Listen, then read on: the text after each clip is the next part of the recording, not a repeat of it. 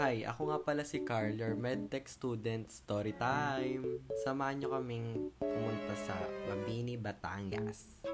Then dito, drive-drive lang. Pero hindi ako nag-drive din, syempre. Nakarating kami ng gabi na, around 8 na ata to, and may kantahan. Then ayan, morning na, ganyan yung itsura sa morning. Syempre, ganyan yung itsura sa morning. Then, lakad ng lakad, lumakad ng lumakad. Kasi, after neto, kaya maaga kami nagising, mag-scuba diving kami. And, ayan, walk. Sobrang init na yan, be. Around 8 na auto yan, 8. Then, eto, naglalayag na kami sa... Uy, ano naglalayag? Lalayag na kami sa ocean.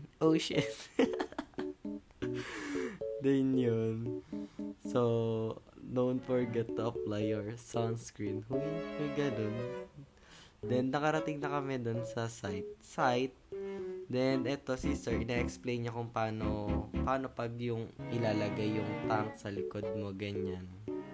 Na-explain niya rin kung gaano kabigat and kung paano ilalak, ganun. Pero, sila na nag-lock niyan. And dito na papaisip ako kung tama ba yung mga pinagagawa ko, be.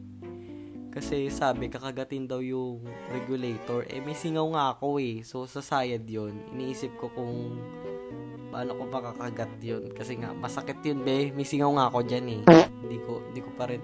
Pero actually ngayon magaling na. Kasi ilang linggo na ata to bago ko B-Royce over. Kaya, magaling na siya. Feel ko nga dyan siya gumaling eh. Kasi, pagpasok ba naman ng tubig alat sa singaw mo, ang hapdi-hapdi. Pero na-enjoy ko naman. And yan, hindi ko alam kung tama ba yung pinaggagawa ko. Kasi hindi naman ako marunong mag-scuba diving. Tapos ako una sinalang. Then na yan, ini-explain ni sir kung paano ka sa ilalim, ganyan, paano ka hihinga sa regulator. Ayan, na-explain niya na nakakahigo pa raw siya ng alikabok doon sa loob ng ng regulator. Kasi hindi ko na na-video, syempre nakakaiya, di ba? Tapos yun, wala akong video nung nasa, nag-i-scuba diving. Kasi wala akong underwater camera. Pero, na-videohan ako eh. Wala lang akong clip, di pa nasa-send. So, matatagalan kasi pag nag-story time na ako. Then na yun, pabalik na kami. And nakita namin yung mga magagandang view, katulad na ito. Ganda na, sana all. Sana magkaroon tayo ng beach house para rest na lang tayo dyan. Siyempre hindi pwedeng lagi lang tayo estudyante, no? Rest din tayo sa beach. And sobrang init, kaya napakain ako ng ice cream. Sarap ng ice cream, guys, kasi parang may chocolate siya sa loob na matigas. Na matigas, ganun. So, pinipig crunch yun. Parang pinipig crunch. Yun ba yung tawag dyan? Basta pinipig ice cream. Ganyan.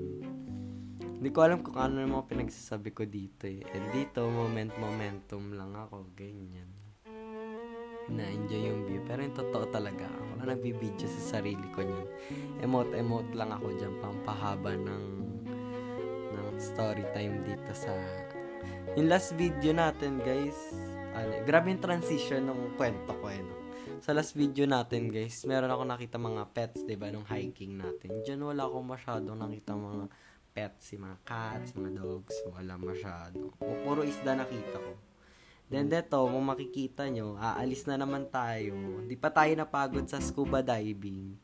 Lalakad pa tayo ng lalakad. And ayan, nasa sasakyan na. Alam nyo ba kung saan pupunta? Syempre hindi mo alam. Kasi nanonood ka pa lang. Ako alam ko na. Ayan na, oh. Be, hiking na naman, be. Pero is mga ano lang yan, parang baby hiking.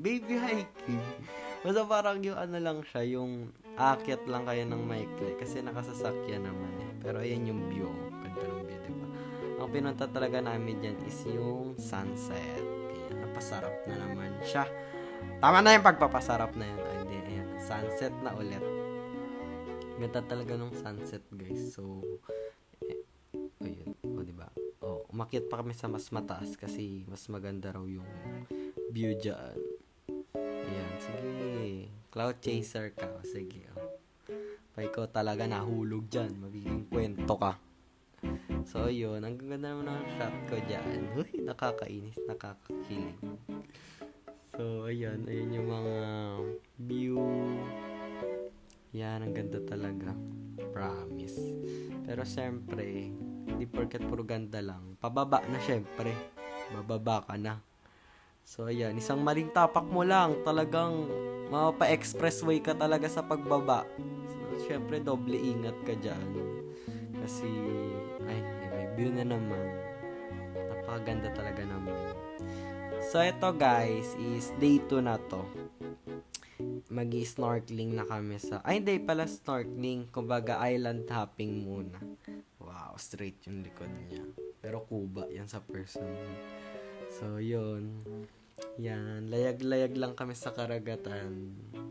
A whole new world. Kumanta. Tapos ayan, ang ganda ng tubig. Blue na blue. And syempre, ads tayo ulit. Hoy, promote ko yung TikTok ko dito. So, ayan, kakatapos ko lang mag-picture-picture, magpasarap dyan. Surog talaga ako sa init. Pero yun, lagi ka mag-apply ng sunscreen. Kaya lagi ko daling sunscreen na promote ko sa TikTok talaga yan. Punta nyo sa TikTok. Then, ayan, lakad-lakad lang ako. Kasi, ang sarap nung sun, ang pino, para siyang pulboron. And, ayan, ads na naman tayo, guys. Mahaba yung ads dito, no? Hindi pwedeng hindi. Diyan, nag-snorkeling lang din kami. Medyo konti lang yung isda dyan compared dun sa naunang pinuntahan namin. Dito, mas konti. Mas less din yung corals. Pero mas maganda yung buhangin niya. And ayan, kung makikita nyo naman. Cloud chaser na naman siya. Pero hirap na siya maglakad doon. Kasi natapakan ko yung mga seashells. Sukat sa paa. Parang penitensya ang atake niya. And ayan yung view. Ayan. Guys, ito nga pala yung Sombrero Island. Sombrero Island. Basta Sombrero yung tawag dyan sa yung maliit na sa left side nyo.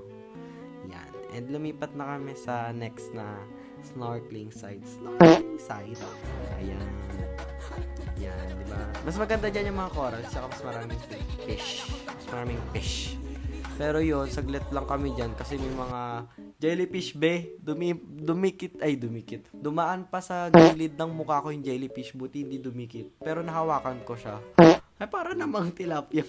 Nalulunod yun. Basta yun, tapos dumaan yung jellyfish sa gilid ko. Tapos, una sabi ko, ano ba to? Parang papel. Kasi hinawakan ko siya, ang lambot. Buti na lang hindi siya naglabas ng mga nilalabasan niya dyan. Kasi kundi talaga mangangate talaga ako. Tapos yun, mahon na kami. Kasi parang tag-jellyfish na nung oras na yun. Lumalabas yung mga jellyfish. Then ayan, ganyan yung daan pa uwi. Siyempre ganyan din yung daan papunta. Hindi ko lang na-video kasi nga gabi. So pauwi na kami. Your medtech student is pauwi na. Habang pauwi na kami, nararamdaman ko na yung mga kakaharapin ko. Moving exam, moving quiz, identification quiz, and lahat ng activity works. Sobrang daming groupings, reportings, and yan, na parang malungkot na ako sa part na yan. So, ayun, ngayon, habang bino-voice over ko to, ang dami pa naka-pending. So, dapat ko nang tapusin ang mga schoolworks ko. And dito, ulit-ulit na lang sinasabi ko, and ipapromote ko lang yung mga social media account ko na yan, follow nyo na ako guys. And abangan nyo pala yung next video ko na mag-aayos ako ng, mag-aayos, basta para sa Monday yun. Bye!